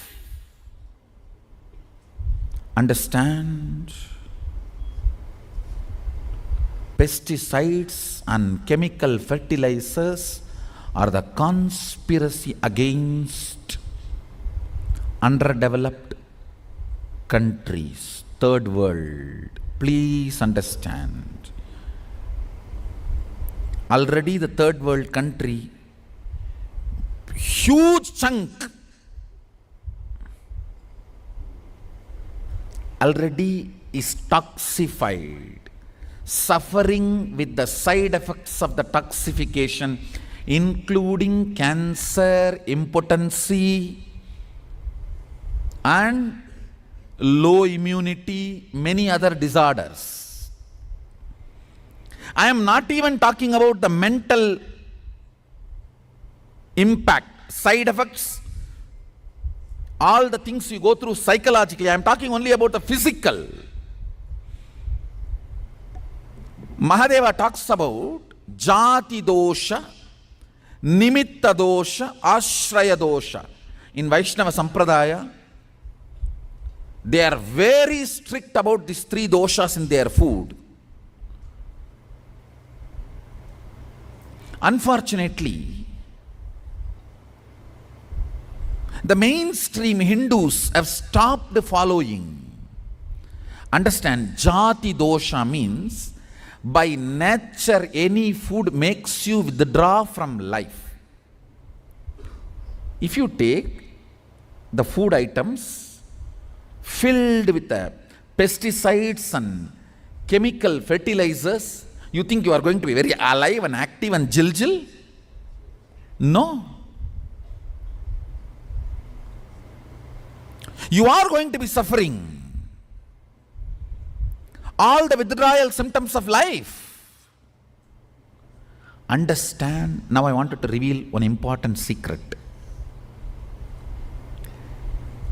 Even if your third eye is not awakened, initiated properly, just by detoxification, without eating any chemical food and living with organic food, you will start manifesting the preliminary levels of third eye powers immediately. Understand? The preliminary level powers you will manifest, radiate just by pure third eye, unpolluted third eye, not even awakened third eye. There are two levels. See, powers like Akashic reading, remote vision, all that comes only by awakened third eye. But the preliminary level powers comes even by pure third eye.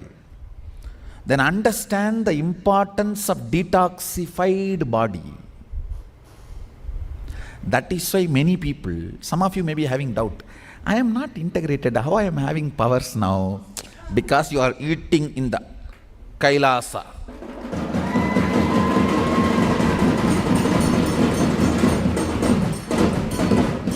This food makes your system automatically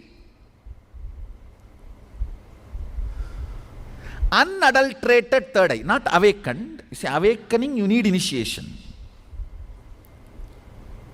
Awakening needs to be done with initiation, Kundalini and all that. But just the food and the water, unfluoridated water, no fluoride, zero fluoride lifestyle. Our Sangha lifestyle in this campus is zero fluoride lifestyle. There is no fluoride involved in anything. And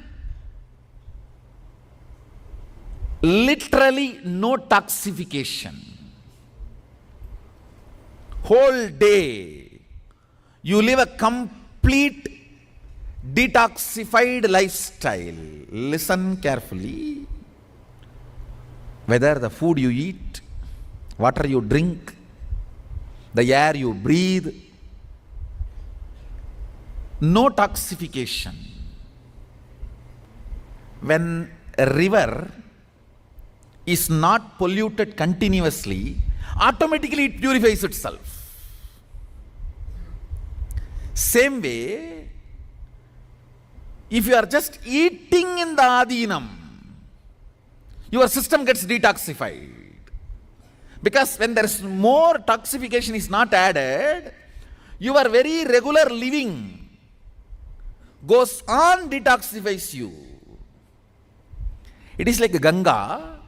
If you don't add all that leather factory, leather industry, chemicals inside, just by her flow she purifies herself.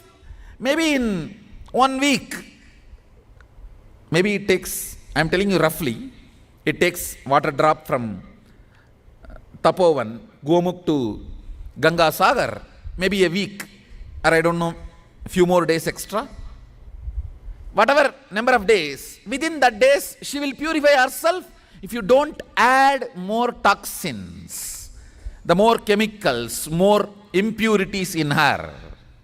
Same way, your body.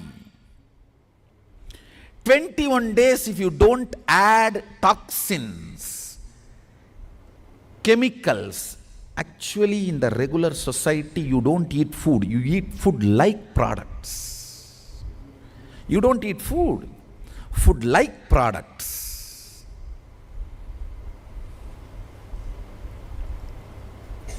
Understand?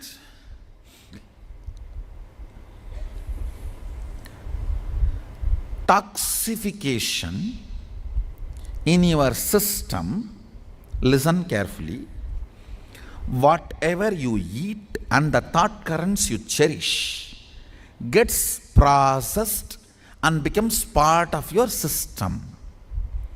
And more negative thought currents, more toxins, when they settle together, they start acting as a small independent army inside you, against you, like a sleeper cells.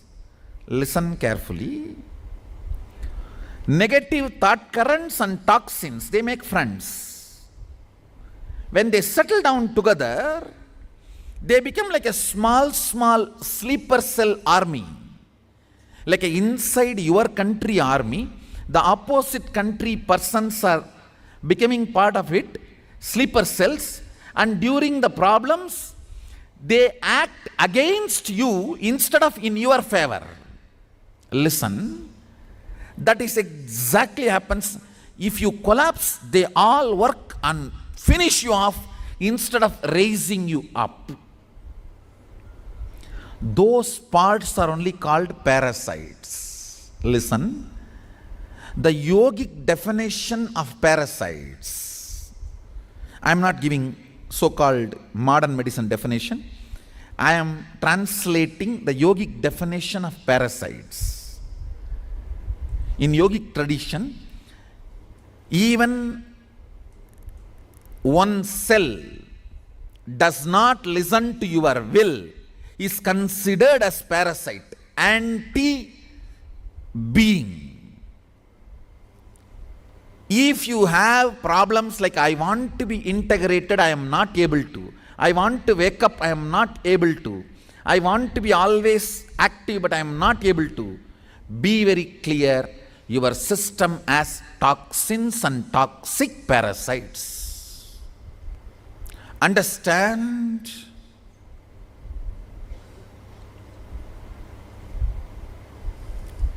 If you are a non-vegetarian, lifestyled person, even 5 years before, you can be very sure you need detoxification. You need detoxification.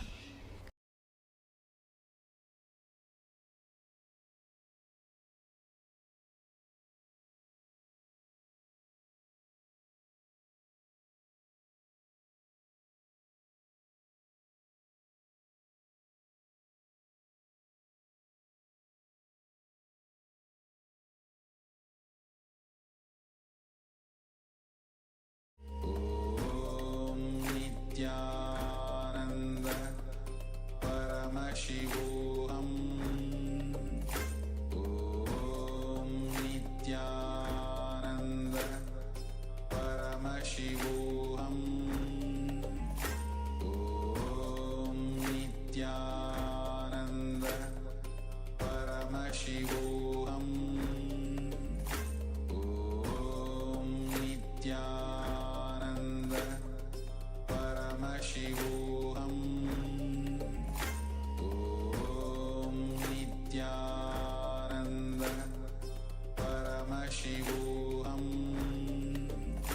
Om Nithyananda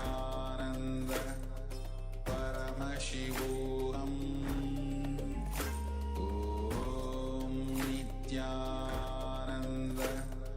Paramashivoham Om Nithyananda Paramashivoham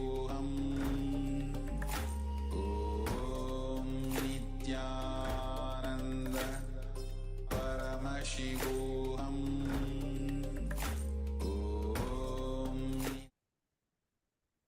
Yes. So here, Swamiji has revealed some of the deeper truths. And before that, we were mentioning the connection between the diet that we have and the kind of a patterns, kind of a life that we are going to live. Swamiji says that it's much more important than we realize. Whoever prepares the food that we eat, those thought currents become ours. And of course, as mentioned, whenever we eat food that is not organic, that is not pure, that is not fresh, that has been contained in plastic, all of these things continuously toxify our body. And of course, more subjects on global scale of that were mentioned. We may not discuss about these here, but we can contemplate and think how many years we have spent eating and consuming this kind of products, living in an environment where the air is not pure, and all these things accumulated, and having eaten non-vegetarian food. So all these things contribute to the state that we are in right now. And so the amount of detox that we need to do is also consequent. Understand. Swamiji has mentioned the sleeper cells in your body, which are based on the toxins and the toxic thought currents. Sometimes you would have experienced, you want to drop something which you know is bad for you, but you just can't get over it. You struggle to give it up. You feel like you're missing something in your life if you give it up. Understand, even that craving itself, be very clear, is one of these sleeper cells. The desire for something which you already know is harmful for you is a sleeper cell in your system working against you. So detoxifying yourself from these desires, which are fundamentally based on a physical detoxification, physical toxification, they can be removed by these powerful aushadas like haritaki and the cleansing techniques like the Shuddhi Kriya, the Pancha Kriya, and intense yoga as well, which has a strong detoxifying effect. Also, deep unclutching and completion are very powerful tools to physically detoxify your system. So have the understanding that if you crave for something that you know is bad for you, you're heading in a very bad direction for yourself. See, we are going to have one Kriya technique for Kundalini awakening. This Kriya, which awakens the Kundalini, makes all your incompletions powerless. The root incompletions, from as deep as violence to as superficial as tiredness. Only once doing this Kriya can free you from any addiction, any number of years old. You might have been smoking for the last 25 years. You can drop it in a day. It is possible. We have seen these cases. Many people, they were able to overcome very strong addictions and were able to manifest a way healthier body, rejuvenate themselves, and build a healthy future for themselves. So, for example, like for smoking, from tomorrow, if you want to do it as an entertainment, no one can stop, but it will not have the power over you as an addiction. You won't feel powerless if you won't smoke. There's a fundamental understanding you need to arrive at. Conscious choice, regaining your conscious sovereignty about your actions. See, when you make the statement, I'm not able to give up this pattern, that means what? You're powerless. Powerless against your patterns. When you can make the conscious choice whether to smoke or not, without having any negative side effect, any powerlessness related to the act of smoking itself, then still it is consciousness. What you decide, that is up to you. So make sure you have enough free space around you. And heart patients, high blood pressure patients, recently had hernia surgery, pregnant women, please do not do this Kriya. You should not take this risk. Yes. So you can prepare yourself and sit comfortably, ready to start this Kriya. We'll be guiding you through the different steps. Now, assume that you are all ready. We're going to be doing a simple breathing process to start with. You're going to inhale through the left nostril and hold your breath as much as you can comfortably without exhaling.